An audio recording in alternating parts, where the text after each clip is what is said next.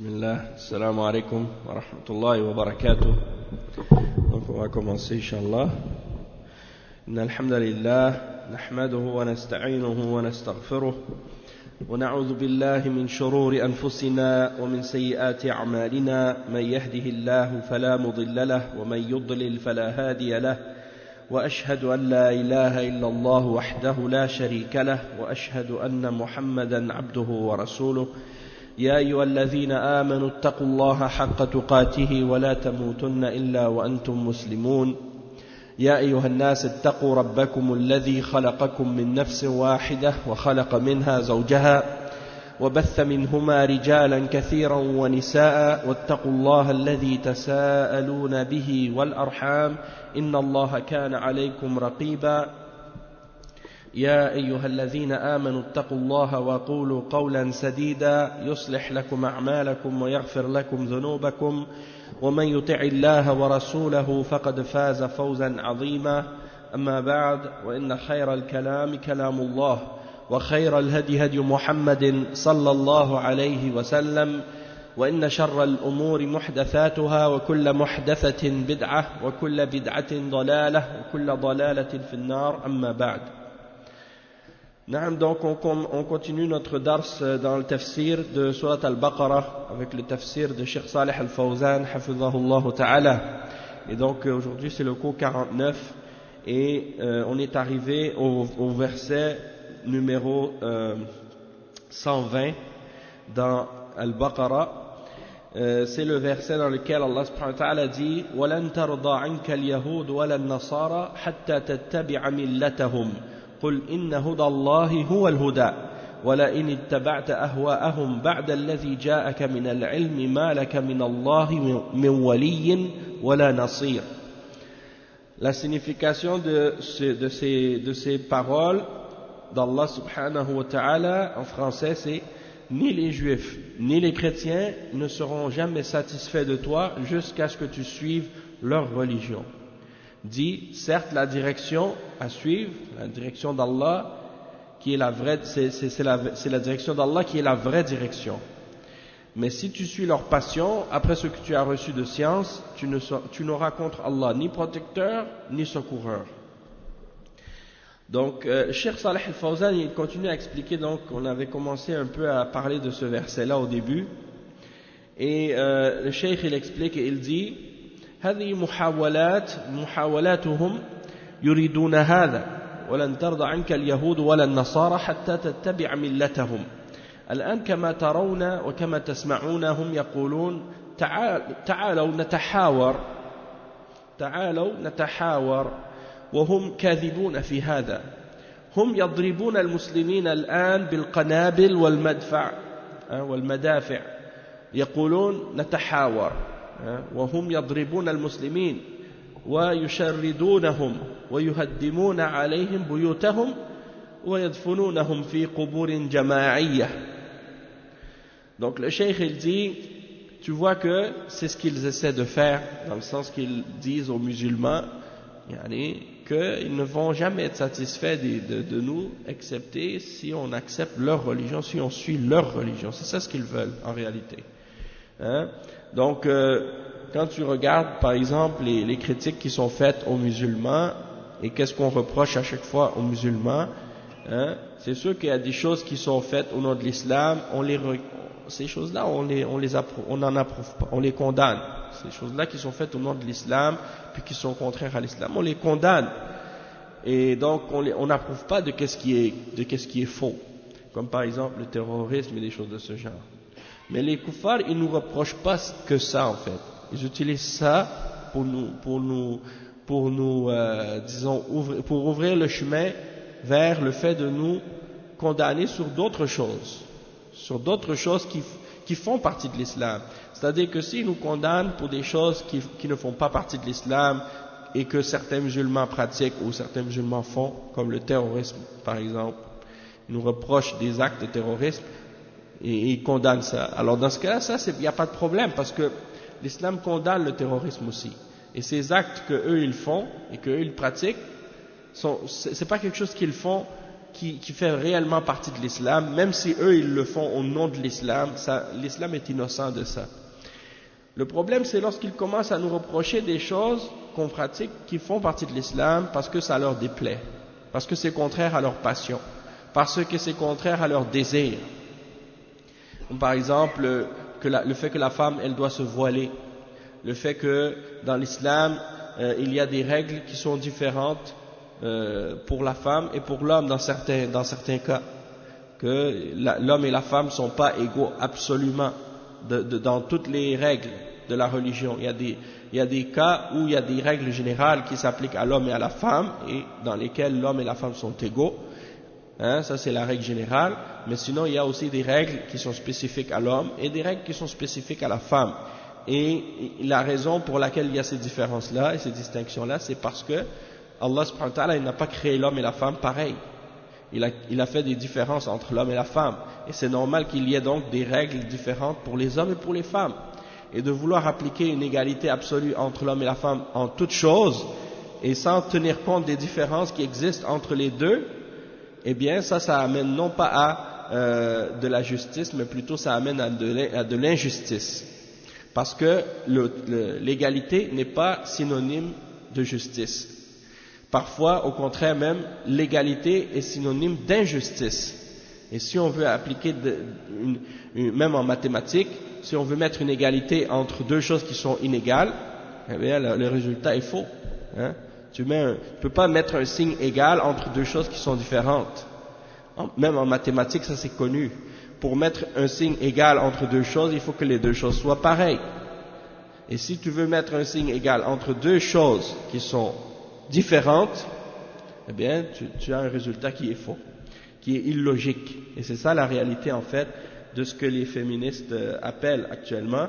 Et ça, c'est juste certains aspects, par exemple, de qu'est-ce que les koufars reprochent à l'islam. Ils reprochent également le djihad, ils reprochent aux musulmans également le fait de, par exemple, appeler à l'islam, faire la da'wah, le fait qu'on ne distingue pas dans l'islam entre l'État et la religion, et que la religion dans l'islam, elle s'applique à tous les aspects de la vie, économique, politique, sociale. Ça leur déplaît, alors que ça c'est la réalité de la religion musulmane. On ne peut pas la changer. D'accord? Parce que c'est des choses que Allah subhanahu wa ta'ala a révélées. Que la personne soit satisfaite de ça ou non, on ne peut pas changer ça. Et c'est ça ce que, en fait, les juifs et les chrétiens veulent des musulmans. Ils veulent que les musulmans abandonnent l'islam et les principes de l'islam tels qu'ils sont pour leur satisfaire leurs désirs, satisfaire leurs passions. Et c'est pour ça que Allah subhanahu wa ta'ala dit وَلَنْ تَرْضَ عَنْكَ الْيَهُودُ وَلَا النَّصَارَى حَتَّى تَتَّبِعَ مِلَّتَهُمْ. Et après il dit قُلْ إِنَّ هُدَى اللَّهِ هُوَ الْهُدَى وَلَئِنِ اتَّبَعْتَ أَهْوَاءَهُمْ بَعْدَ الَّذِي جَاءَكَ مِنَ الْعِلْمِ مَا لَكَ مِنَ اللَّهِ مِنْ وَلِيٍّ وَلَا نَصِيرٍ. C'est-à-dire, les juifs et les chrétiens ne seront jamais satisfaits de toi jusqu'à ce que tu suives leur religion. Dis, la direction d'Allah, c'est elle qui est la vraie direction. Et si tu suis leur passion après ce que tu as reçu de science, du Coran et de la Sunna et de la révélation, puis malgré ça tu continues à les suivre dans leurs désirs et leurs passions, eh bien, il n'y a personne qui pourra te protéger contre Allah ou te défendre contre Allah subhanahu wa ta'ala au jour de la résurrection. Et donc, le cheikh, c'est ce qu'il explique. Et en même temps, il dit aujourd'hui, tu vois que les juifs et les chrétiens, ils disent, il faut faire un dialogue. Il faut dialoguer avec les musulmans. Et le seul but dans lequel ils appellent les musulmans à un soi-disant dialogue et à un rapprochement, c'est pas pour que, il y ait une quête de la vérité et pour qu'il y ait l'acceptation de la vérité de la part de celui qui est dans l'erreur et dans l'égarement. Mais c'est uniquement pour que les musulmans fassent un compromis dans la vérité qu'ils suivent et pour qu'ils délaissent la religion d'Allah pour satisfaire les passions et les désirs de ceux qui suivent l'égarement et les passions. Et après, le cheikh il dit, ils sont menteurs même lorsqu'ils prétendent qu'ils veulent le dialogue. Parce que d'un côté, ils disent on veut dialoguer, puis de l'autre côté, ils frappent jour et nuit les musulmans avec des missiles et des bombes, et ils détruisent les musulmans des musulmans, ils détruisent les maisons des musulmans, et ils font que les musulmans soient partout dans différents pays, tu les vois, ils sont maintenant expulsés de leur maison, ils sont obligés de quitter leur pays, ils sont réfugiés maintenant dans plusieurs pays dans le monde, tout ça alors qu'en même temps ils prétendent qu'ils veulent le dialogue. Et tu vois qu'ils enterrent des musulmans dans des cimetières, des fosses communes, ils les jettent par groupe pour les enterrer. Donc ça c'est pas un dialogue, c'est pas cohérent. Et le cheikh il dit ensuite, al-mushrikoun min qablu qalu lir-rasul sallallahu alayhi wa sallam نتصالح ونبقى على ديننا وتبقى على دينك ولا أحد يقول لأحد شيئا فأنزل الله تعالى بسم الله الرحمن الرحيم قل يا أيها الكافرون لا أعبد ما تعبدون ولا أنتم عابدون ما أعبد ولا أنا عابد ما عبدتم ولا أنتم عابدون ما أعبد لكم دينكم ولي دين. هذه براءة من الرسول صلى الله عليه وسلم من دين الكفار لا أعترف بدينكم لأنه باطل يريدون من المسلمين المداهنة كما ودوا من الرسول صلى الله عليه وسلم ودوا لو تدهنوا فيدهنون. لكن بعض المغفلين المنتسبين للإسلام ينخدعون بهذا وينشرونه في الصحف ويطنطنون حوله وهو المكر والحيلة للقضاء على الإسلام والمسلمين. Donc le cheikh il dit les mushrikoun, les idolâtres, les adorateurs d'idoles et les gens qui associent avec Allah subhanahu wa ta'ala dans leur religion, quand ils font leurs adorations, ils associent avec Allah, ils font du shirk. Eh bien à l'époque du messager sallallahu alayhi wa sallam, qu'est-ce qu'ils ont dit au messager d'Allah? Ils ont dit, on va faire une entente, on va faire une trêve, que chacun reste sur sa religion. Et que, comme si nous, en voulant dire, nous les mushrikoun, on reste sur notre religion, et vous, restez sur votre religion, les musulmans, et personne ne dit rien à l'autre. C'est-à-dire, les mushrikoun, ils ne vont pas blâmer les musulmans, de ne pas adorer les idoles, puis ils ne vont pas les combattre, puis en même temps, les musulmans, ils ne vont pas critiquer les mushrikines d'adorer des idoles, puis ils ne vont pas les appeler à devenir musulmans, puis abandonner le shirk. Et donc, à ce moment-là, quand ils ont fait cette proposition, même dans certaines histoires, dans certains récits de cette occasion-là ou de cette situation-là, qu'est-ce qui était arrivé, ils ont même dit, si tu veux, une année, vous allez adorer les idoles avec nous, puis l'autre année, on va adorer Allah seul, puis l'année d'après, vous allez adorer les idoles avec nous, et ainsi de suite. On va faire comme un genre de partage, Une année c'est votre tour, l'autre année c'est notre tour, et ainsi de suite.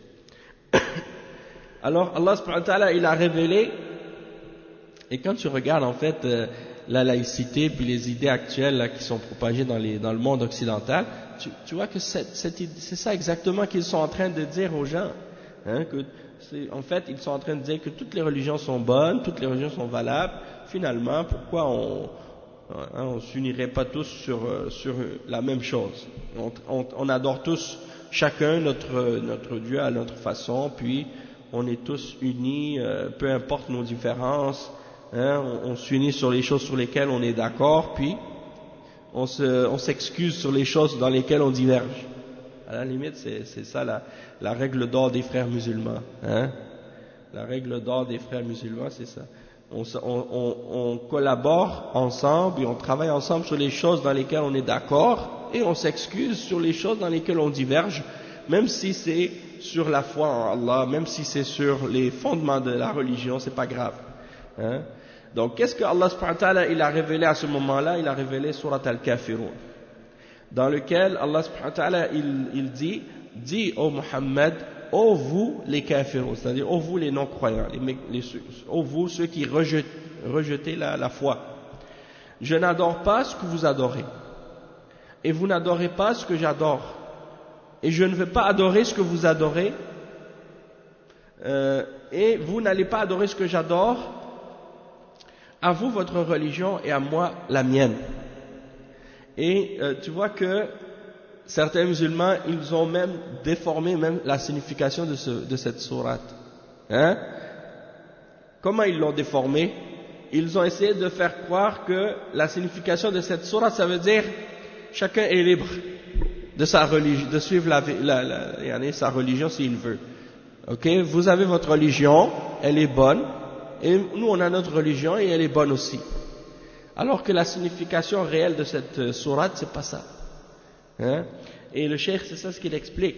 Il dit هذه براءة من الرسول من دين الكفار. En réalité, ça c'est un désaveu de la part du messager sallallahu alayhi wa sallam vis-à-vis de la religion des kuffars. Donc c'est comme s'il disait je ne reconnais pas votre religion parce qu'elle est fausse. Parce que ce que vous adorez est faux. Donc c'est pour ça que je l'adore pas. C'est pas juste un constat que je suis en train de faire, de dire je n'adore pas ce que vous adorez, ça on le sait déjà. Mais pourquoi je l'adore pas? Parce que c'est faux. Et pourquoi? Et vous refusez d'adorer ce que j'adore. Vous n'adorez pas ce que j'adore. Pourquoi vous n'adorez pas ce que j'adore? Parce que vous rejetez la vérité. Parce que vous refusez d'adorer Allah seul. Hein? Et donc, quand tu comprends la sourate de cette façon-là, c'est là que tu comprends à la fin, lakum dinukum, vous avez votre religion et elle est fausse, waliyadin. Et moi j'ai la religion, ma religion qui est la religion de la vérité. Dinul haq, la religion du tawhid, la religion des prophètes, la religion d'Abraham, la religion de Jacob, la religion de Isaac, la religion de Isa, la religion de Moussa, la religion de Muhammad, tous les messagers d'Allah, ils sont venus avec cette religion. C'est ça la religion de haq. C'est quoi la religion de haq? La religion de vérité, c'est quoi? Al-iman wal-amal salih. C'est la foi et les bonnes œuvres. C'est ça la religion de vérité. Quand tu vois par exemple dans Surat Al-Bayyinah, Allah subhanahu wa ta'ala dit que les kuffars parmi les gens du livre, ainsi que les mushrikoun, sont les pires créatures. Et quand il mentionne ceux qui sont les meilleures créatures, comment il les décrit? Il dit ceux qui ont cru et qui ont fait les bonnes œuvres. Il n'a pas dit les musulmans sont les meilleurs. Il a dit ceux qui ont cru et qui ont fait les bonnes œuvres.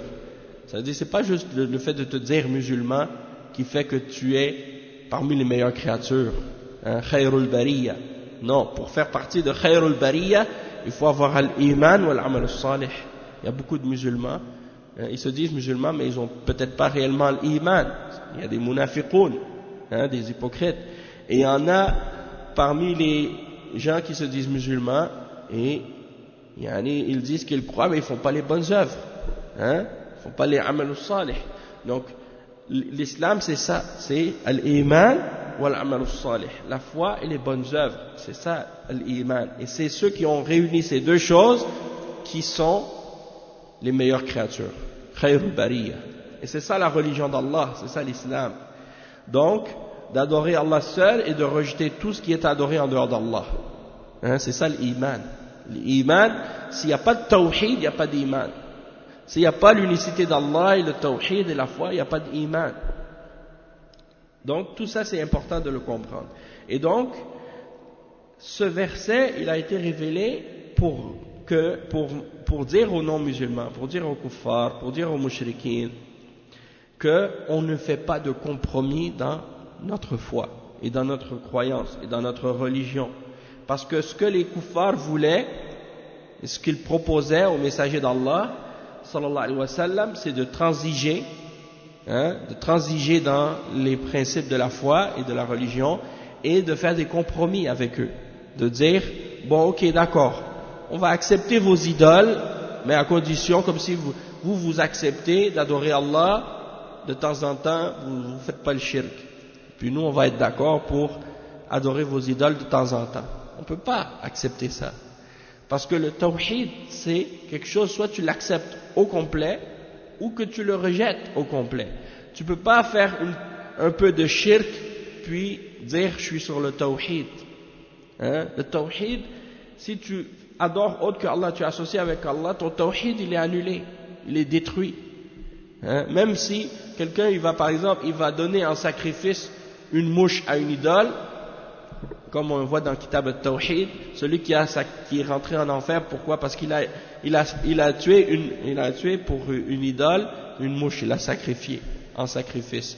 Quelqu'un va dire, ouais, mais c'est juste une mouche, hein? C'est pas grave, c'est un petit shirk. Pourquoi? Pourquoi c'est un petit shirk? Parce que la mouche elle est tout petite. Hein? Donc il se dit, puisque la mouche elle est petite, le shirk il est petit.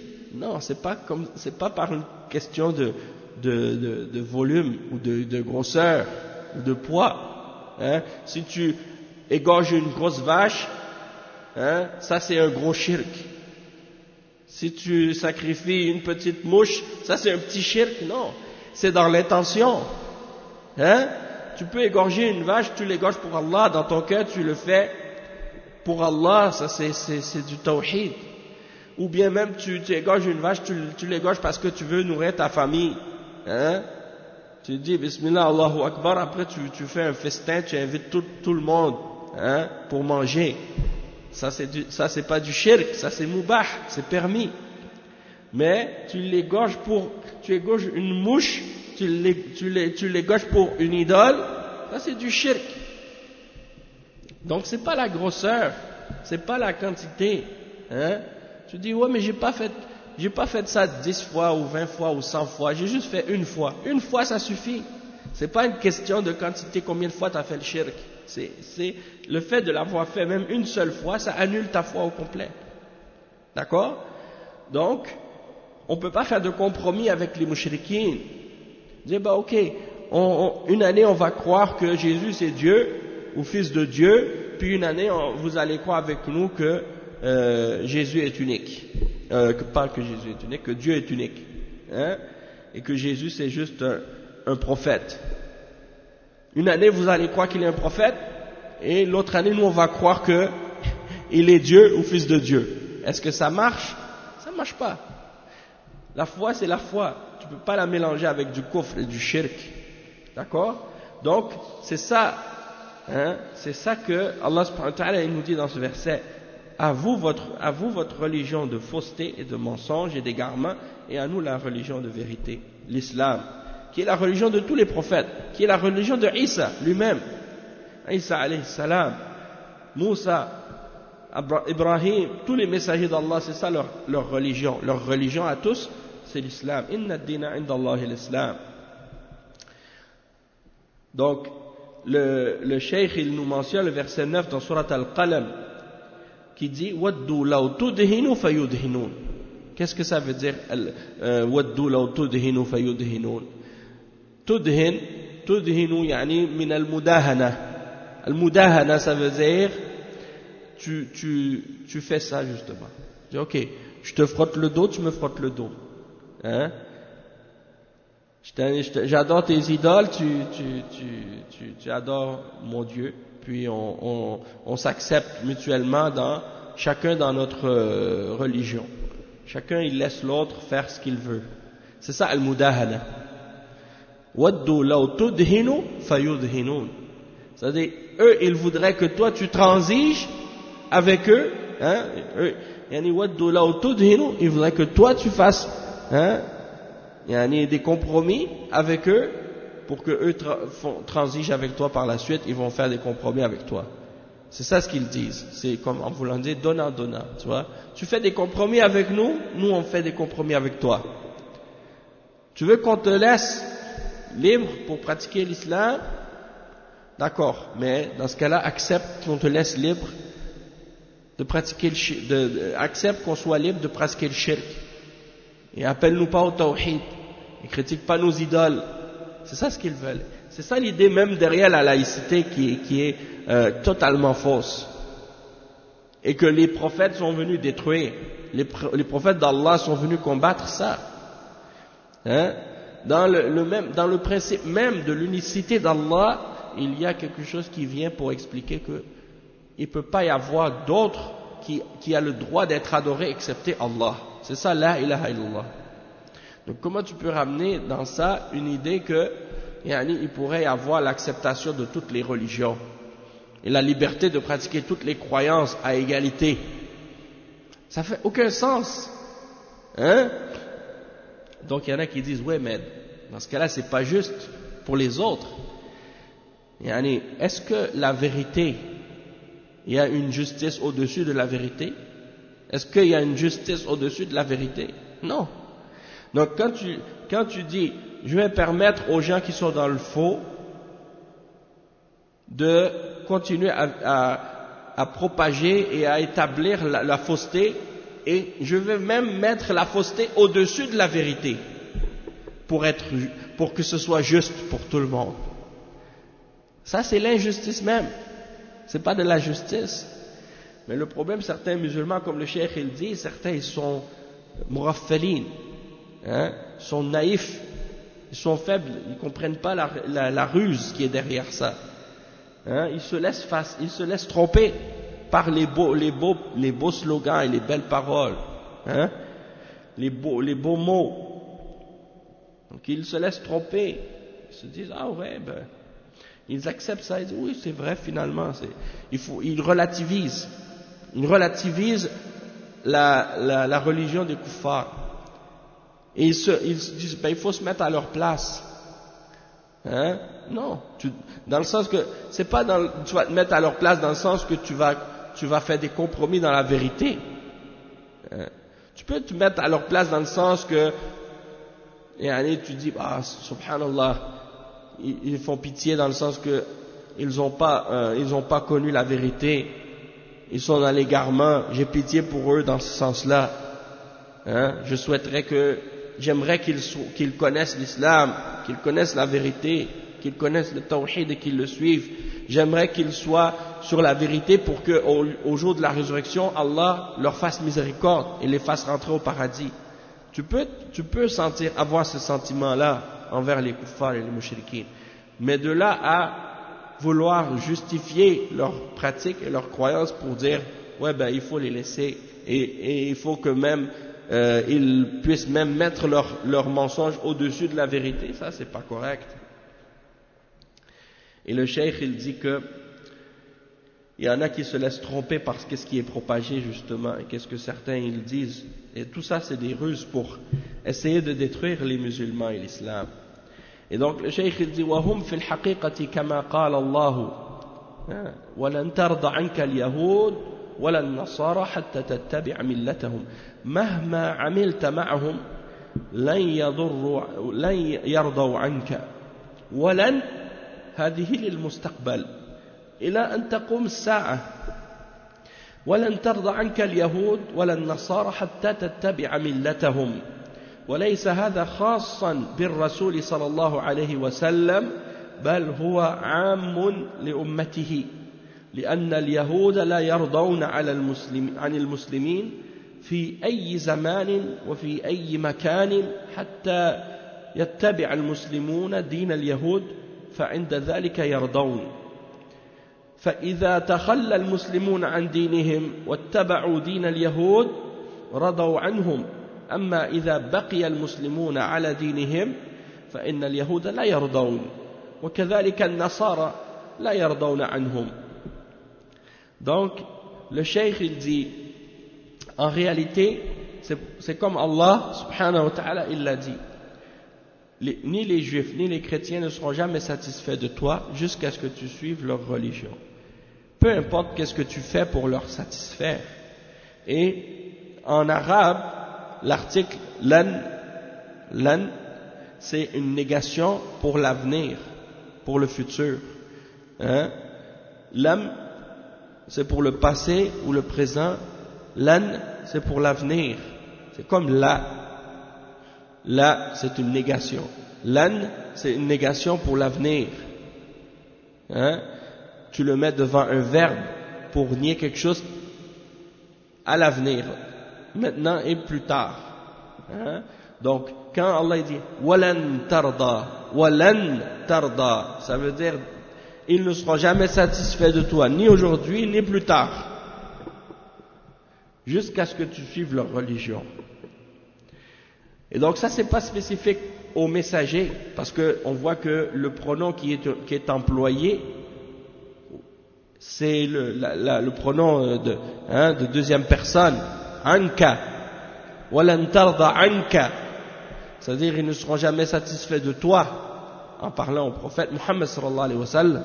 Mais ça ne s'applique pas que au messager sallallahu alayhi wa sallam, c'est général pour toute la ummah. Parce que quand Allah subhanahu wa ta'ala s'adresse au prophète sallallahu alayhi wa sallam, c'est une adresse qui s'adresse à tous les musulmans, excepté si c'est spécifié que c'est que pour le messager sallallahu alayhi wa sallam. Et donc ici Allah subhanahu wa ta'ala il dit ça au messager sallallahu alayhi wa sallam, mais c'est général pour toute la ummah, pour tous les musulmans. Et si les juifs, le cheikh il explique que les juifs ils vont pas être satisfaits des musulmans, peu importe à quelle époque, peu importe à quel endroit, jusqu'à ce que les musulmans suivent la religion des juifs. Si tu vas voir les juifs, si les musulmans vont voir les juifs demain et ils leur disent nous on veut suivre la religion juive, ils vont du jour au lendemain ils vont t'aimer, ils vont t'aimer. Si les musulmans ils disent on abandonne l'islam et on suit la religion juive, tout d'un coup ils vont nous accepter. Tu vois demain la Palestine, les problèmes là-bas, si les musulmans demain ils vont voir les juifs, vont dire nous on veut suivre la religion juive, il n'y a plus de problème avec la Palestine pour eux. Et c'est ça ce qu'ils veulent. Ils ne seront pas satisfaits des musulmans tant qu'on n'est pas sur leur religion. Mais le problème là-dedans, c'est que leur religion, elle est fausse. Si elle était vraie, on n'aurait pas de problème de l'accepter. Mais elle est fausse. Ils renient le message des prophètes. Et ils renient les livres que Allah a révélés. Donc comment on pourrait les suivre dans ce cas-là? Et par rapport à ça, justement, hier je vous avais dit que j'allais vous raconter une anecdote. Vous voulez l'entendre, l'anecdote? En fait, c'est que en 2003, on avait une visite de Tariq Ramadan. Et il vient régulièrement ici au Canada, puis aux États-Unis en tout cas. Chaque fois, il faisait des conférences. Cette fois-là, il est venu, il a parlé des musulmans qui vivent ici en Occident. Puis il a commencé à essayer de justifier et de dire aux musulmans que finalement ils doivent vivre comme des Canadiens, s'intégrer à la société et devenir comme des vrais Canadiens, en tout cas. Toutes sortes de choses qu'il disait. Il dit il ne faut pas s'habiller comme les musulmans s'habillent dans leur pays d'origine, il faut s'habiller comme des Canadiens. Et des choses comme ça. Alors, à un moment donné, il y a une session de questions-réponses. Et il y a une femme qui était là. Cette femme, en apparence, était comme d'origine du Maghreb. Et elle disait, si vous dites, comment ça se fait que vous dites que les musulmans, ils doivent s'intégrer et vivre comme des Canadiens? Puis, dans l'auditorium, vous avez séparé les hommes et les femmes. Au Canada, on est au Canada, donc il ne faut pas séparer les hommes et les femmes. Il faut que les hommes et les femmes soient mélangés.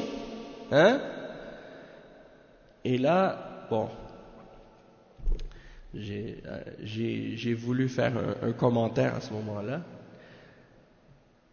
J'étais là-bas, en fait, c'était... À l'époque, je crois que j'avais amené des livres, et puis, en tout cas, je voulais vendre ces livres-là à ce moment-là. Et, subhanallah, j'ai pas pu me retenir, il fallait que j'aille faire un commentaire par rapport à ça. Alors, je suis parti, et puis j'ai mentionné le verset « وَلَنْ تَرْضَ عَنْكَ الْيَهُودُ وَلَا النَّصَارَى حَتَّى تَتَّبِعَ مِلَّتَهُمْ » Et à ce moment-là, toute la salle des musulmans ont eu une réaction. Et ils ont été contents, ils ont approuvé ce verset, ils ont été contents de ce verset-là. Et le fait que Tariq Ramadan était devant, il a entendu la réaction des musulmans, quand ils ont entendu le verset, il a pas aimé ça. Il a dit non, non, non, il faut pas réagir comme ça. C'est pas ça la signification du verset. Walan tarda anka al-yahud walan nasara. Ça veut pas dire ça. Il dit ça veut dire que il faut chercher la satisfaction d'Allah. C'est ça que ça veut dire. En tout cas, il a commencé à essayer de détourner le verset pour dire finalement qu'il n'y a pas de mal à suivre les juifs et les chrétiens, puis à vouloir s'intégrer chez eux, puis à vivre comme eux. Mais le problème, il faut juste chercher l'agrément d'Allah. En tout cas, c'est comme de la philosophie, comme on dit, hein. Jouer avec les mots. Wa alaykum salam wa rahmatullahi wa barakatuh. Et donc, wa alaykum salam wa rahmatullahi wa barakatuh. Donc là j'ai essayé d'expliquer par la suite, j'ai écrit une lettre pour expliquer tous les points que j'ai trouvé qu'il y avait des problèmes dans son discours. J'ai dit, comment tu vas dire aux musulmans au Canada de s'habiller à la canadienne, alors que le problème est plus grave que ça, puisque déjà dans les pays musulmans, hein, dans le Maghreb et ailleurs, même au Moyen-Orient, les musulmans s'habillent à la canadienne là-bas. L'influence occidentale, elle se répand partout dans les pays musulmans maintenant. Tout le monde veut vivre à l'américaine, à l'européenne, partout. Toi, tu viens maintenant chez les musulmans qui sont noyés dans la société occidentale, qui vivent dedans, qui veulent essayer de s'attacher un peu à quelque chose de la tradition et des règles musulmanes et de l'identité, hein, pour se distinguer un peu de qu'est-ce que font les kuffars, et lui, il vient dire aux musulmans, tu dois t'habiller à la canadienne, tu dois faire ci, tu dois faire ça. Et l'argument de cette femme qui est venue pour dire, mais finalement, tu dis que tu veux vivre à la canadienne, pourquoi tu ne mélanges pas les hommes et les femmes?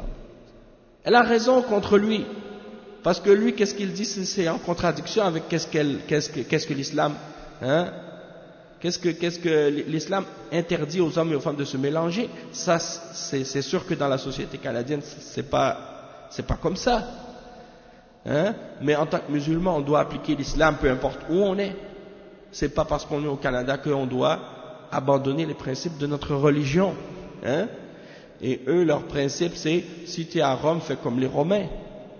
Dans l'islam, c'est pas comme ça. Dans l'islam, c'est si tu es à Rome, tu suis les règles de l'islam, peu importe où tu es. Que tu sois à Rome ou ailleurs, l'islam c'est l'islam. L'islam c'est pas une culture, une coutume. Parce que la coutume et la culture, ça change avec les siècles, ça change avec les époques. À chaque décennie, les cultures, elles évoluent. Et les peuples s'influencent les uns les autres. Souvent, les coutumes et les traditions, c'est des choses, si tu demandes aux gens d'où est-ce que ça vient, ces coutumes et ces traditions, ça vient de loin, ils ne savent même pas des fois d'où est-ce que ça vient. Ils pratiquent des choses, ils font des choses, parfois c'est des bid'ah, parfois ça vient des traditions pré-islamiques. Parfois, même en Europe, il y a toutes sortes de coutumes et de traditions. Hein? Mais nous, notre religion, ce n'est pas des coutumes et des traditions, c'est des principes révélés par Allah, par l'intermédiaire de l'ange Gabriel, au messager Mohammed sallallahu alayhi wa sallam. Et quand le prophète Mohammed sallallahu alayhi wa sallam a reçu cette révélation-là,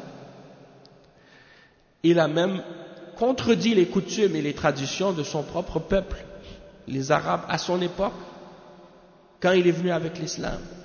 Les Arabes étaient fâchés, étaient choqués contre lui parce que justement il contredisait leurs coutumes et leurs traditions. L'islam est venu pour opposer les coutumes et les traditions des peuples, en commençant par la coutume et les traditions arabes. Alors, oui, Quraysh et toutes les autres tribus également. Donc, comment quelqu'un aujourd'hui va nous dire, ouais, mais tu dois respecter toutes les coutumes et les traditions? Non, on respecte ce qui est en accord avec l'islam. Si c'est en contradiction avec l'islam, on le rejette, que ce soit des coutumes arabes ou des coutumes européennes ou des coutumes américaines, ou peu importe. Hein? Donc c'est ça l'important de comprendre. Qu'il faut chercher l'agrément d'Allah, ça c'est vrai, dans toute chose, Mais ça implique de contredire aussi l'exemple de ce que suivent les juifs et les chrétiens dans leur façon de vivre. Et c'est pour ça que Ibn Taymiyyah, il a écrit un livre qui s'appelle Iqtida Sirat al-Mustaqim Mukhalafatu Ashab al-Jahim. C'est-à-dire que l'implication de suivre le droit chemin, c'est de contredire la voie des gens de l'enfer.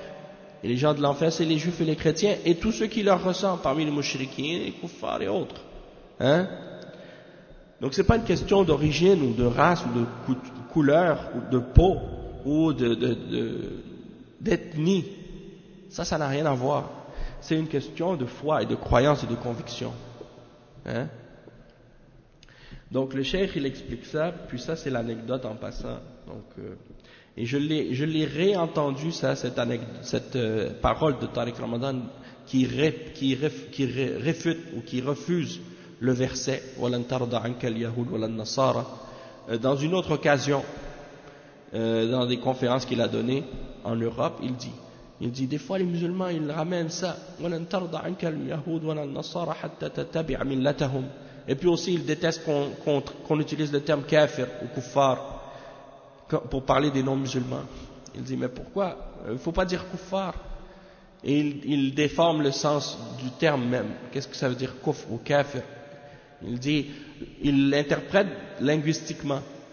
C'est-à-dire, il interprète le terme kafir de façon linguistique pour nier sa signification.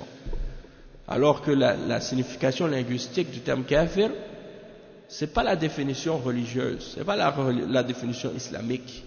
La définition islamique du terme kafir doit être basée sur les explications du Coran et de la Sunna, les preuves de la révélation. C'est par la révélation qu'on va donner la définition religieuse de qu'est-ce que c'est le kufr. La même chose pour la foi. L'iman, elle se définit par rapport aux preuves du texte, des textes du Coran et de la Sunna. Pas selon la définition linguistique seulement, parce que sinon ça devient de la philosophie. Tu te bases sur le terme kafir, qu'est-ce qu'il signifiait avant l'islam, pour essayer de définir la signification du mot kafir. Kafir, les ulama ont dit, le kuffar, c'est les cultivateurs, ceux qui prennent, ils font un trou, ils mettent la graine dans la terre, puis ils la recouvrent. Il dit, ça c'est l'origine linguistique du terme kafir. Donc il essaie de l'appliquer à la religion pour dire c'est ça la signification du terme kafir dans la religion aussi. Et ça c'est faux. Hein? Wa alaykum salam wa rahmatullahi wa barakatuh. Parce que c'est pas ça seulement. Ok. Bon, pour la définition du terme kafir et tout ça, il y a un texte que j'avais écrit sur ce sujet-là justement. Dans mon site, vous le trouvez, les erreurs de Tariq Ramadan sur la signification du kufr et du shirk et du tawhid même. Bon, pour revenir aux significations, qu'est-ce que le cheikh il explique par la suite? Il dit قال بعض المفسرين هذه الآية فيها دليل على أن الكفر ملة واحدة لأنه قال حتى تتبع ملتهم مع أن اليهود غير النصارى ولكن لما كانوا كلهم كفارا صارت ملتهم واحدة وهي الكفر فيتفرع على ذلك أن الكفار يرث بعضهم بعضا وإن اختلفت أديانهم لأن ملتهم واحدة والذين قالوا إن الكفر ملل شتى قالوا لا يتوارث بين ملتين أو ملتين والمسألة خلافية ولكن بعضهم أخذ من هذه الآية أن الكفر ملة واحدة لأن الله تعالى قال ملتهم مع أن الله قال اليهود والنصارى ومعروف أن اليهودية ملة والنصرانية ملة أخرى. Donc le cheikh il explique que certains savants de tafsir ils ont tiré de ce verset là la preuve que la mécréance c'est une seule et même religion, peu importe si elle se manifeste par différentes formes. Donc il y a la religion juive, il y a la religion chrétienne, il y a la religion hindoue, il y a la religion bouddhiste, il y a toutes sortes d'autres religions Mais toutes ces religions-là, en réalité, forment une seule religion qu'on appelle le kufr. D'accord? Et donc, certains ulama ont dit, en se basant sur ce verset, que le kufr est une seule et unique religion, même si elle a différentes manifestations. Et la preuve, c'est que Allah subhanahu wa ta'ala dit dans le verset وَلَن تَرْضَ عَنْكَ الْيَهُودُ وَلَا النَّصَارَى حَتَّى تَتَّبِعَ مِلَّتَهُم. C'est-à-dire le terme milla, qui est la religion, il est au singulier, jusqu'à ce que tu suives leur religion, comme si c'était une seule religion. C'est-à-dire les juifs et les chrétiens ne seront jamais satisfaits de toi tant que tu ne suis pas leur religion, c'est-à-dire la religion qu'ils suivent. Comme si la religion qu'ils suivent, alors que c'est deux religions différentes, c'est la preuve que ces deux religions-là sont une seule, c'est-à-dire le kufr. Hein? Et à cause de ça, certains ulama ont considéré que les gens qui font partie des différentes religions de kufr peuvent hériter les uns des autres. Tandis que un musulman ne peut pas hériter d'un kafir et un kafir ne peut pas hériter d'un musulman. Tandis que un juif pourrait hériter d'un chrétien, un chrétien pourrait hériter d'un juif, mais pas un musulman d'un non-musulman. Et eux, ils se basent là-dessus. Ils se basent sur cette explication du verset pour justifier que des gens de deux religions différentes puissent hériter l'un l'autre. Mais c'est une question de divergence chez les savants de fiqh. C'est-à-dire qu'entre eux, ils ne sont pas d'accord sur cette question-là. Parmi les ulama, certains disent les gens de différentes religions, ils ne peuvent pas hériter les uns des autres. Chacun peut uniquement hériter des gens de leur propre religion. D'accord? Ça, c'est une divergence entre les fuqaha. Mais ceux qui disent, certains d'entre eux ont pris de ce verset-là que le kufr, c'est une seule religion. La preuve, le terme qui est mentionné au singulier, millatahum. Alors que Allah subhanahu wa ta'ala mentionne auparavant les juifs et les chrétiens, et on sait que en réalité le judaïsme c'est une religion et le christianisme c'est une religion différente. En ce qui concerne le Cheikh Ziyam, التعامل الدنيوي وتبادل المصالح بين المسلمين والكفار والمعاهدات والتعايش السلمي وعليكم السلام ورحمة الله وبركاته بموجبها والإحسان إلى من أحسن إلينا منهم فهذه الأمور جائزة ليست هي من الموالاة لهم ولا من الرضا بدينهم والاعتراف به. Le cheikh ici il met un point important, très important, que parfois certains parmi les jeunes qui parfois tombent dans l'extrémisme, ils ne comprennent pas. C'est-à-dire que Allah subhanahu wa ta'ala dans le verset il nous ordonne de suivre la vérité, de s'accrocher à l'islam, de pas essayer de faire des compromis dans la religion. Mais en ce qui concerne le comportement envers les juifs et les chrétiens et les kuffars en général dans les affaires de la vie d'ici-bas, dans le commerce, dans les relations sociales ou bien dans les relations diplomatiques entre les pays, les ententes de paix et ainsi de suite, ça, il n'y a pas de problème pour que les musulmans agissent bien avec les non-musulmans et pour que les musulmans vivent en paix avec les non-musulmans et que les musulmans agissent avec bonté envers les non-musulmans et qu'ils les traitent avec justice et qu'ils agissent envers eux avec bonté. Ça, il n'y a rien de mal là-dedans et ça ne fait pas partie de qu'est-ce qu'on appelle al-muwalat. C'est-à-dire, ça n'a pas rapport avec, ça ne rentre pas dans le fait de les aimer pour la religion. Ça ne rentre pas dans le fait de les aimer pour la religion ou pour leur croyance. Qu'est-ce qui rentre dans le muwalat? C'est lorsque tu vas dire, moi j'aime les chrétiens, j'aime les juifs, et je suis d'accord avec leur religion. Je suis d'accord avec leur fausseté et leur croyance de shirk. Et je déteste mentionner Tariq Ramadan à chaque fois, mais c'est juste pour donner un exemple, parce que je vois que ça c'est un des meilleurs exemples que j'ai vu à ce sujet-là, de contradiction de ce principe-là. C'est que lui-même dans ses cours, il dit, je ne suis pas contre la croyance des juifs. Il dit, si c'est de parler de la croyance des juifs, moi je la défends. Hein?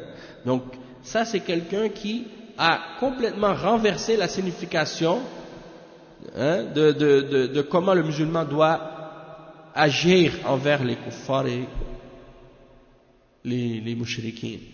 Donc, si c'est la question de leur croyance et de leur religion, on est obligé dans l'islam de s'en désavouer totalement et de la détester, cette croyance, et de détester leur religion, parce que c'est basé sur le kufr.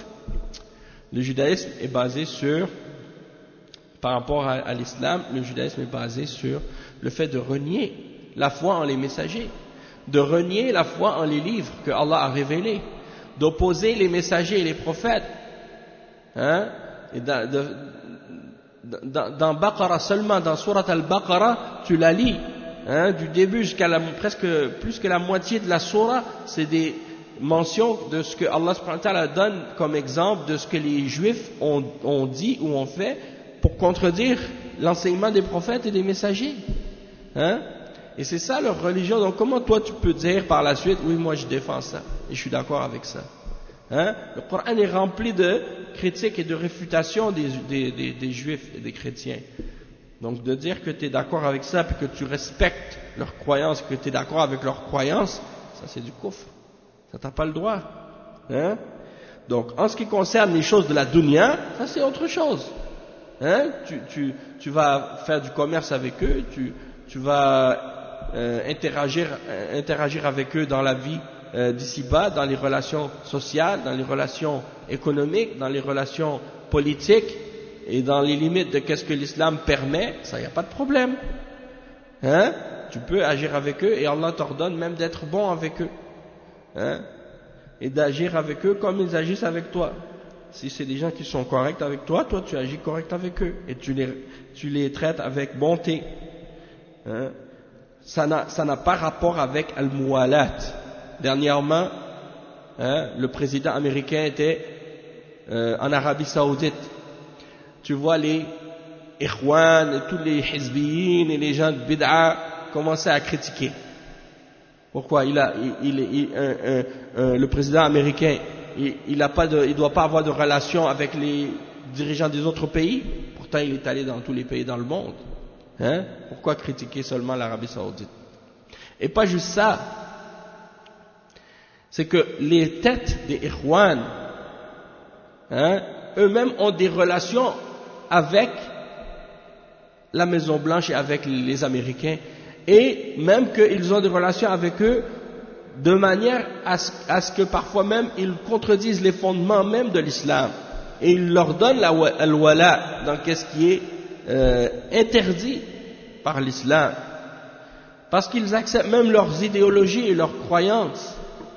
Et la démocratie et la laïcité, ils prônent ça, les ikhwan maintenant. Et ils appellent à ça. Donc comment par la suite, toi, tu critiques un pays qui n'applique que le tawhid, que la sunna, qui applique la sharia, hein, et après toi, tu les critiques, alors qu'ils s'accrochent aux principes de l'islam, et qu'ils appellent au tawhid, ils combattent le shirk et les bid'a. Toi, tu condamnes ça et tu critiques ça.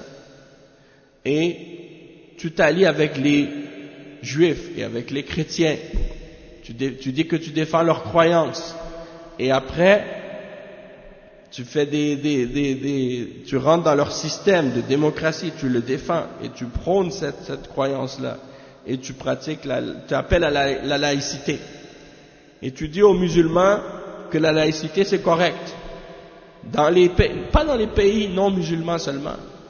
Même tu t'en vas dans les pays musulmans pour appeler les musulmans à ça, au nom de l'islam. Il y a un problème. Hein? C'est ça le manhaj des ikhwan. Hein? Donc, ça n'a rien à voir avec al-muwala. Je me rappelle quand il y avait, juste pour mentionner l'exemple, quand il y avait la guerre du Golfe. Et les ikhwan ont pris le côté de Saddam Hussein, le Ba'athi, socialiste communiste. Ils l'ont défendu et ils ont critiqué l'Arabie Saoudite parce qu'ils ont demandé l'aide des Américains.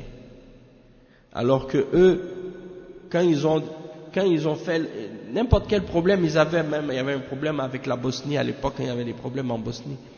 Ils ont dit, on va aller demander aux Nations Unies et à la Maison Blanche d'intervenir et de faire ci et de faire ça. Pourquoi tu veux que la Maison Blanche aide les musulmans en Bosnie contre leurs ennemis, puis après, quand les musulmans en Arabie Saoudite prennent l'aide des Américains contre leurs ennemis, t'es contre et tu dis que ça c'est al-muwalat et ça rentre dans le kufr. Comment ça c'est permis pour vous de demander l'aide des Américains, mais pour les autres c'est du kufr? C'est ça qui est bizarre. Et c'est ça les contradictions, tu vois, quand ils ont par exemple pris le pouvoir en Égypte dernièrement, dans les élections, les Ikhwan ils ont gagné les élections, là tout d'un coup ils appelaient les musulmans, ils disaient il faut écouter, obéir aux dirigeants, parce que c'est eux qui sont au pouvoir. Puis quand ils ont perdu le pouvoir, là ils commencent à dire il faut se révolter, il faut faire les manifestations, il faut faire le coup d'état. Donc ça veut dire ils prennent les versets et les hadiths quand ça fait leur affaire, puis quand ça fait pas leur affaire, ils appellent à suivre la voie des Khawarij. Ça c'est comme on dit 2 poids 2 mesures. C'est pas comme ça que le musulman salafi il doit agir. S'ils veulent vraiment être sur le vrai et sur la vérité et sur la sunna et suivre la voie des salafs, ils doivent corriger ça, parce que ça c'est une grave erreur. Le cheikh il dit ensuite وقال الله عز وجل لنبيه صلى الله عليه وسلم قل إن هدى الله هو الهدى الهدى هو الذي أرسله على محمد صلى الله عليه وسلم والذي أنزله على من قبله من الأنبياء وهو هدى الله هو هدى الله في كل زمان وليس الهدى هو دين النصرانية أو دين اليهودية أو دين المجوسية أو دين إلى آخره الهدى هدى الله واحد لا يتقسم وهو الذي بعث به رسوله صلى الله عليه وسلم فهذا فيه إبطال لليهودية وإبطال للنصرانية المحرفة والمنسوخة لأنها ليست هدى الله وإنما هي هدى الأهواء لأن اليهودية والنصرانية انتهت ببعثة الرسول صلى الله عليه وسلم فلم يبقى إلا دين واحد وهو دين الإسلام. Donc le cheikh il dit, Allah subhanahu wa ta'ala dit à son prophète par la suite, dit la guidance d'Allah c'est la vraie guidance, c'est la seule vraie guidance, c'est-à-dire il n'y a pas d'autre guidance que ça, c'est-à-dire l'islam, ce avec quoi le prophète sallallahu alayhi wa sallam a été envoyé, c'est la guidance qu'on doit suivre, la seule vraie, la seule valable. Et ce qui a été révélé, il dit, ce que Allah a révélé aux messagers préalables et les messagers précédents à cette époque-là, c'était la guidance à suivre aussi, à leur époque. Donc à chaque époque, il y a la guidance que Allah a ordonné aux hommes de suivre. Et la dernière guidance que Allah a ordonné de suivre, c'est l'islam. Et la religion juive, ce n'est pas la guidance. La religion chrétienne aujourd'hui, ce n'est plus la guidance. La religion des Majous, ce n'est pas la guidance. Et toutes les autres, la même chose. La guidance à suivre, c'est la guidance d'Allah et elle n'est pas divisible. Il dit, c'est ce que Allah a envoyé par l'intermédiaire de son messager. Et donc ça vient complètement détruire le judaïsme et le christianisme et toutes les autres religions, et en particulier le judaïsme et le christianisme parce que c'est des religions qui ont été falsifiées et qui ont été abrogées par l'islam. Et donc elles ne font plus partie de la guidance d'Allah maintenant aujourd'hui, elles ne font que partie de la guidance des passions. Et elles ne font que suivre les passions, parce que le judaïsme et le christianisme sont terminés, leur validité est terminée avec la venue du messager Mohammed sallallahu alayhi wa sallam. Et il ne reste donc plus de religion excepté qu'une seule religion qui est la religion de l'islam. Et le cheikh il dit ensuite قُلْ يَا أَيُّهَا النَّاسِ إِنِّي رَسُولُ اللَّهِ إِلَيْكُمْ جَمِيعًا الذي له ملك السماوات والأرض لا إله إلا هو يحيي ويميت فآمنوا بالله ورسوله النبي الأمي الذي يؤمن بالله وكلماته واتبعوه لعلكم تهتدون الذي يريد النجاة من يهودي أو نصراني أو أي بشر الذي يريد النجاة يتبع الرسول محمدا صلى الله عليه وسلم والذي لا يريد النجاة فليذهب وليهلك في أي واد يريد من أودية الكفر قل إن هدى الله هو الهدى هذا حصر للهدى في هدى الله والفرق المختلفة كل فرقة تقول الحق عندي الفرق التي أخبر عنها النبي صلى الله عليه وسلم ستفترق هذه الأمة على 73 فرقة كلها في النار إلا واحدة كل فرقة تقول الحق هو ما أنا عليه كل حزب بما لديهم فرحون لكن الذي يفصل في هذا هو هدى الله سبحانه وتعالى فمن كان على هدى الله فهذا هو الذي على الحق وهو من كان على الكتاب والسنة فهو الذي على الحق والذي قال صلى الله عليه وسلم كلهم في النار إلا ملة واحدة قالوا ومن هي يا رسول الله قال ما أنا عليه وأصحابي. Donc le cheikh il dit que Allah subhanahu wa ta'ala il mentionne dans le verset 158 dans sourate Al-A'raf le verset 158 dans sourate Al-A'raf il dit oh vous les hommes je suis pour vous, c'est-à-dire Allah subhanahu wa ta'ala il ordonne au prophète sallallahu alayhi wa sallam de dire ça à toute l'humanité, à tous les hommes. Dis ô Mohammed, ô vous les hommes, je suis pour vous tous le messager d'Allah, sans exception. C'est-à-dire pour vous tous, les juifs, les chrétiens, les bouddhistes, les hindous, les athées, toutes les religions sur terre. Allah subhanahu wa ta'ala il dit au messager, ô Mohammed, dis ça à tous les hommes. Peu importe leur religion, je suis pour vous tous le messager d'Allah, à qui appartient la royauté des cieux et de la terre. Pas de divinité à part lui, c'est-à-dire rien ne mérite d'être adoré excepté lui. Il donne la vie et il donne la mort. Croyez donc en Allah, en son messager, le prophète illettré, qui croit en Allah et en ses paroles, et suivez-le afin que vous soyez bien guidés. Naam. Donc ça c'est le cheikh il dit ça c'est pour dire que celui qui veut le salut parmi les juifs ou parmi les chrétiens ou peu importe quel être humain il veut le salut, il n'a qu'à suivre le messager Mohammed sallallahu alayhi wa sallam. Tandis que celui qui ne veut pas le salut, j'ai l'impression qu'il y a une poussière là, celui qui ne veut pas le salut, alors qu'il parte et qu'il aille périr dans n'importe quelle vallée parmi les vallées de la mécréance. Dit, la guidance d'Allah, c'est la vraie guidance. Et ça, c'est pour restreindre la guidance dans ce qui vient d'Allah, dans la guidance d'Allah.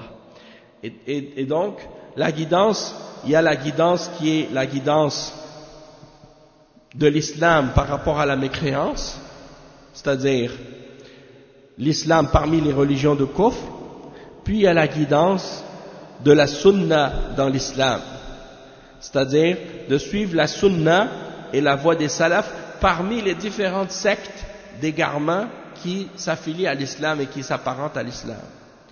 Et c'est pour ça que le cheikh il explique ici, il dit, parmi les différentes sectes, chaque secte elle prétend qu'elle est sur la vérité, elle dit la vérité elle est chez moi.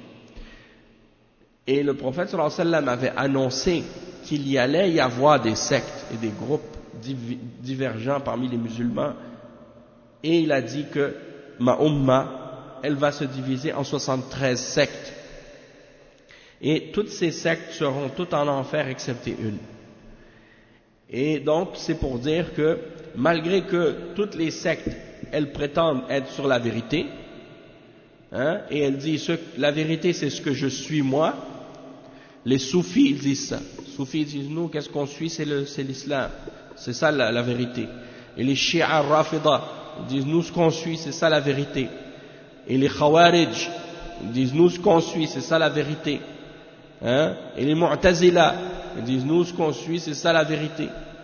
Et les asha'ira, et les maturidiyya, et toutes les différentes autres sectes, les murji'a et autres. Chaque groupe, ils disent, nous, c'est nous qui suivons la vérité. Les autres sectes sont dans l'égarement. Mais elles sont toutes dans l'égarement, excepté une, comme le prophète sallallahu alayhi wa sallam l'a dit. Le prophète sallallahu alayhi wa sallam, il a tranché, il a clarifié que la guidance, c'est la guidance qui vient d'Allah, c'est la guidance d'Allah. Et celui donc qui veut la vérité, il doit s'accrocher donc à ce qui est dans le Coran et dans la Sunna. C'est ça la vérité. Donc celui qui est sur la vérité, hein, c'est lui qui suit le Coran et la Sunna. Mais pas je suis le Coran et la Sunna, parce que sinon toutes les sectes ils disent, nous on suit le Coran et la Sunna. Hein, les chiites, ils vont dire, nous on suit le Coran et la Sunna. Les khawarij, ils disent on suit le Coran et la Sunna. Les soufis, ils prétendent même qu'ils suivent le Coran et la Sunna. Mais selon la compréhension des pieux prédécesseurs. Hein, c'est pour ça que le prophète sallallahu alayhi wa sallam, à la fin du hadith, il dit, elles seront toutes en enfer excepté une. Et quand les sahaba ont dit, laquelle, ô messager d'Allah? Il a dit, ce que je suis, hein, ce sur quoi je me tiens, et mes compagnons. Il n'a pas dit, ce sur quoi je me tiens, puis il s'est arrêté. Il dit, ce sur quoi je me tiens moi-même et mes compagnons. Pourquoi il a rajouté ses compagnons? Parce que c'est la compréhension des compagnons qui détermine la bonne compréhension de celle qui est fausse.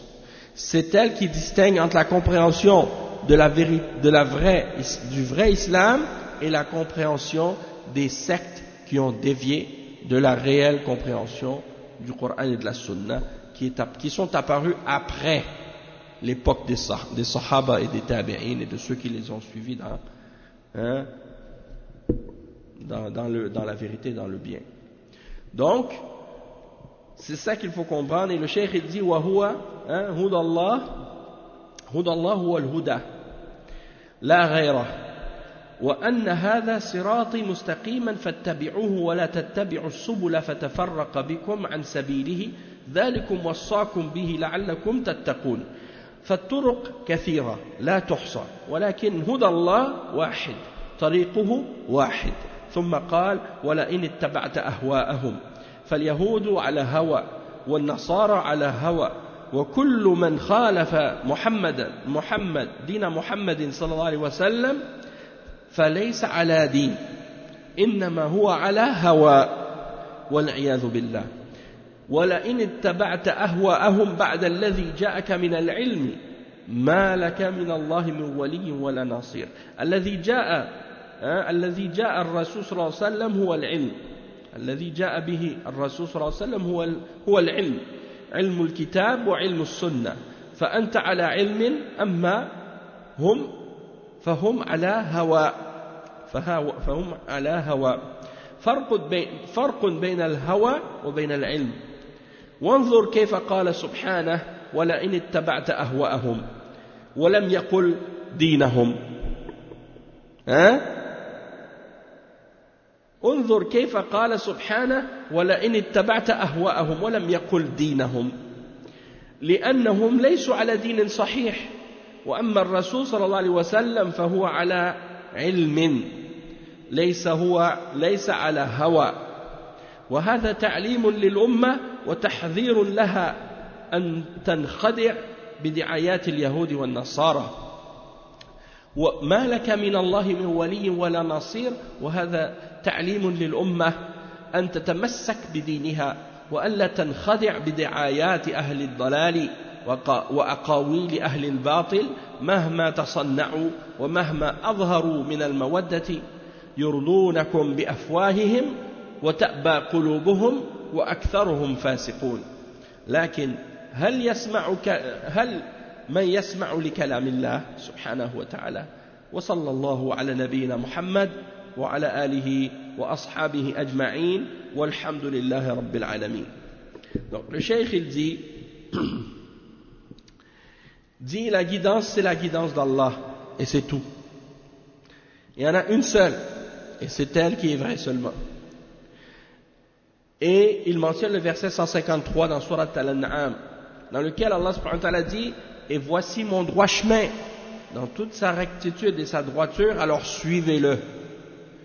Et ne suivez pas les petits sentiers qui vous dévieront et vous diviseront de son sentier, de son chemin. Voilà en quoi vous êtes enjoints pour que vous puissiez atteindre la piété. » Et vous connaissez probablement la parole d'Abdullah ibn Mas'ud qui explique ce verset, lorsque il a mentionné que le prophète sallallahu alayhi wa sallam, il a tracé un trait droit sur le sol, et il a dit, ça c'est le chemin d'Allah. Puis à gauche et à droite de ce trait, il a fait des petits traits, à gauche et à droite de cette ligne, il a fait des petits traits qui sortent de cette ligne droite. Il a dit, ça c'est des sentiers qui dévient du droit chemin. Et il dit, à la tête de chacun de ces sentiers-là, il y a un diable qui appelle les gens à le suivre. Et il a mentionné le verset 153 dans Surat Al-An'am, après avoir dessiné ça, il a dit, voici mon chemin droit dans toute sa rectitude, alors suivez-le et ne suivez pas les petits sentiers qui vous diviseront de son chemin. C'est pour dire que le chemin de la vérité, c'est un chemin unique, et les chemins de l'égarement et du faux sont multiples.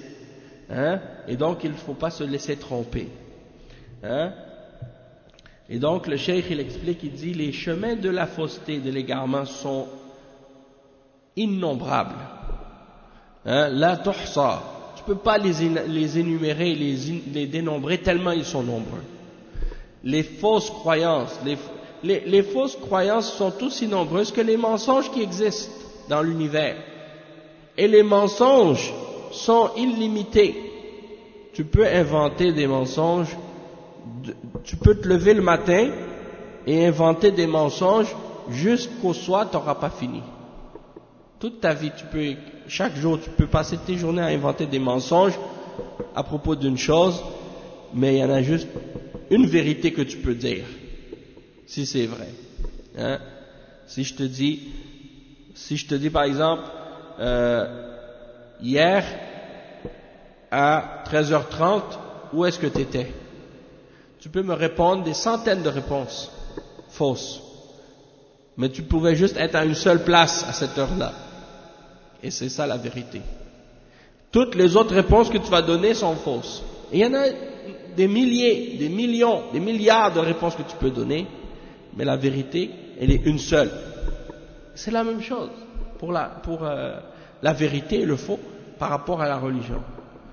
Il y a une vérité, mais il y a des milliards de possibilités de mensonges et d'égarements, et c'est pour ça que Allah subhanahu wa ta'ala dit la guidance, c'est la guidance d'Allah.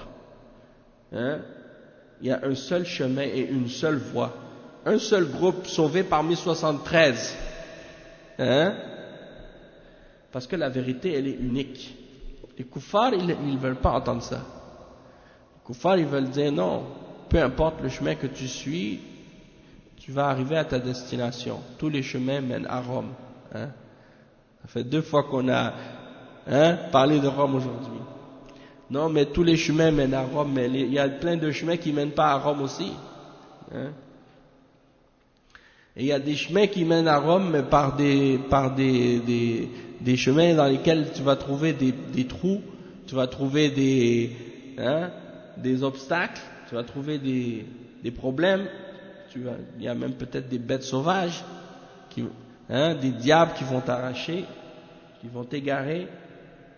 Il y a un seul chemin qui mène à la vérité, c'est le chemin d'Allah. Et le cheikh, il mentionne ensuite le verset, la suite du verset, et si tu suis leur passion. Donc les juifs, ils sont sur la passion. Les chrétiens, ils sont sur la passion. Et ils ont tous contredit la religion de Muhammad sallallahu alayhi wa sallam. Donc celui qui contredit la religion de Muhammad, il n'est pas sur la vraie religion. Il est sur la passion. Que Allah nous en préserve.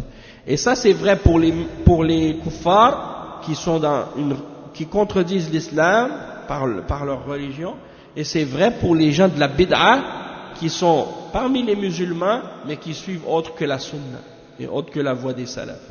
Ils sont aussi sur les passions. C'est pour ça que les mubtadi'a, ils ramènent jamais de preuves pour justifier leur bid'a que des passions, que des shubuhat, des ambiguïtés, jamais des preuves. Et la même chose, les chrétiens, qu'est-ce qu'ils ramènent comme preuve pour supporter leur religion? C'est que des hawa, la passion. Ils n'ont pas de preuves. Et le cheikh, il dit, la suite du verset est: si tu suis leur passion après ce qui t'est venu de science.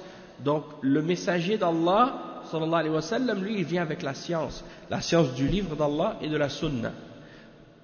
Donc, toi, tu es sur la science. Tandis que eux, les juifs et les chrétiens et les autres, parmi les kuffars, ils sont sur la passion. Et les gens de bid'a, ils sont sur la passion aussi. Donc il y a une différence entre la passion et la science. Et regarde comment Allah subhanahu wa ta'ala, il dit: et si tu suis leur passion. Il n'a pas dit si tu suis leur religion. Parce qu'au début du verset, il dit: ni les juifs ni les chrétiens ne seront satisfaits de toi jusqu'à ce que tu suives leur religion. Puis après, il dit: et si tu suis leur passion. Il ne dit pas si tu suis leur religion après ce qui t'est venu de la science. Il dit si tu suis leur passion après ce qui t'est venu de la science. Pourquoi? Parce qu'ils n'ont pas une religion qui est authentique et qui est vraie. Ils n'ont que des passions. Ils ne suivent que des passions. Et c'est pour cette raison que Allah subhanahu wa ta'ala dit: si tu suis leur passion, et il y a dans ça un avertissement contre le fait de se laisser tromper par les propagandes et les mensonges des kuffars. Et là tu les vois maintenant, c'est ça ce qu'ils disent. L'autre fois je regardais les trucs, subhanallah, qu'est-ce qui est publié par les Nations Unies, qu'est-ce qui est publié par l'ONU et par l'UNESCO. Ils disent par exemple, ils veulent arrêter le mariage des jeunes femmes qui sont en bas de 18 ans. Quand des jeunes femmes qui veulent se marier ou qui se marient dans les pays musulmans, ils disent: oh les pauvres, il ne faut pas qu'elles se marient ces femmes-là. Mais pour faire l'adultère, la fornication, faire le zina, ça, il n'y a pas de problème, ils ne les empêchent pas. Ils vont même leur donner les moyens de le faire. Et les protections, soi-disant les préservations pour se protéger pour ne pas tomber enceinte, et des préservatifs et des trucs comme ça, oui, ils vont leur distribuer ça gratuit. Et les pilules pour ne pas tomber enceinte, oui, ça gratuit, pas de problème. Tu veux faire la perversité, la perversion, oui, ça c'est correct. Mais le mariage, non. T'es pas trop jeune pour faire le zina, t'es trop jeune pour te marier. C'est ça le message que tu dois lire derrière les lignes, entre les lignes. Donc c'est pour dire, subhanallah, c'est quoi cet appel à la perversité et à la corruption? Donc c'est des gens comme ça, ils veulent égarer les peuples, ils veulent égarer les gens, ils veulent les éloigner de la foi et de la religion, de la guidance. Tout ce qui est bon, ils veulent éloigner les gens de ça. Tout ce qui est mauvais, ils veulent inciter les gens vers ça. Et ils utilisent des façons pour essayer de tromper les gens, pour leur faire voir le bien comme étant mal et pour leur faire voir le mal comme étant bien. Et donc c'est pour ça que Allah subhanahu wa ta'ala dit: si tu suis leur passion après ce qui t'est venu de la science, tu n'auras contre Allah ni allié ni secoureur, ni protecteur ni secoureur. Il dit ça, c'est un enseignement pour toute la Ummah, pour lui dire de s'accrocher à sa religion et de ne pas se laisser tromper par les propagandes de fausseté et de mensonges. Et les paroles de mensonges et de fausseté, peu importe les choses qu'ils ramènent pour essayer de le faire justifier et qu'ils montrent qu'ils ont de l'amour pour les musulmans ou de l'affection pour les musulmans et qu'ils veulent du bien pour les musulmans, la réalité c'est qu'ils veulent les égarer et ils ne vont jamais être satisfaits jusqu'à ce qu'on suive leur religion. Et le cheikh il termine donc l'explication de ce verset-là en mentionnant le verset 8 dans Surat At-Tawbah, dans lequel Allah subhanahu wa ta'ala il dit: ils vous satisfont, ils veulent vous satisfaire de leur bouche, tandis que leur cœur se refuse, et la plupart d'entre eux sont des pervers. Donc avec leur bouche, ils te disent des choses pour te satisfaire, alors que dans leur cœur, ils refusent ça, ils sont contre toi. Et donc ça c'est pour dire que ça c'est la réalité de ce que Allah a clarifié, il nous a dit la vérité. Mais est-ce qu'il y a quelqu'un qui va écouter la parole d'Allah et qui va la suivre? Est-ce qu'on va prendre des leçons de ça? Donc le cheikh il s'arrête ici. Nous on va s'arrêter aussi à ce verset, puis on continuera demain, Inch'Allah, la suite de ce tafsir de Surat Al-Baqarah. Subhanakallahumma bihamdika ashhadu an la ilaha illa anta astaghfiruka wa atubu ilayk. Wa sallallahu wa sallam ala nabiyyina Muhammad wa ala alihi wa sahbihi ajma'in. Wassalamu alaykum wa rahmatullahi wa barakatuh.